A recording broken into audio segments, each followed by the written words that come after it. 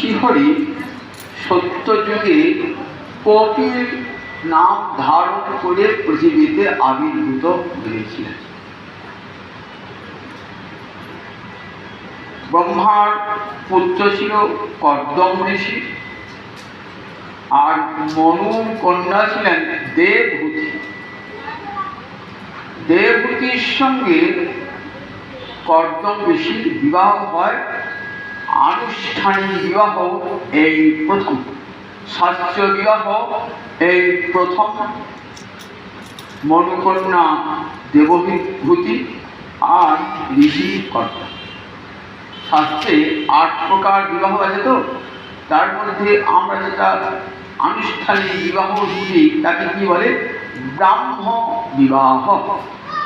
এই ব্রাহ্ম বিবাহ, আনুষ্ঠানিক বিবাহ প্রথম আমরা দেখতে পাই মনুকন্যা দেবহূতির সঙ্গে ব্রহ্মার পুত্র কর্দম ঋষির বিবাহ। এই দেবহূতিকে অবলম্বন করে দেবহূতির কাতর প্রার্থনা ভগবান শ্রীহরি এসে আবির্ভূত হয়েছিলেন। ব্রহ্মা এসে বলেছিলেন, শোন কল্যাণী, তোর গর্ভে ভগবান জনার্দন আবির্ভূত হবে।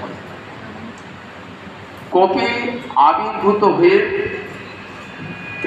কিছুদিন পর সন্ন্যাসে যাবেন, প্রবজ্জায় যাবেন। যাওয়ার পূর্বেতে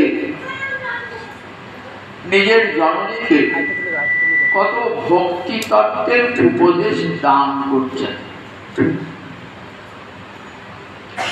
বলছেন, মা, অনিমিত্তা ভাগবতী ভক্তি সিদ্ধেরপি গড়িয়সী, অহৈতুকী কৃষ্ণ ভক্তি মুক্তির চেয়েও বড়। আমরা ভক্তি শাস্ত্রে দেখতে পাই ভক্তি, বৈদিক ভক্তি 2 প্রকার।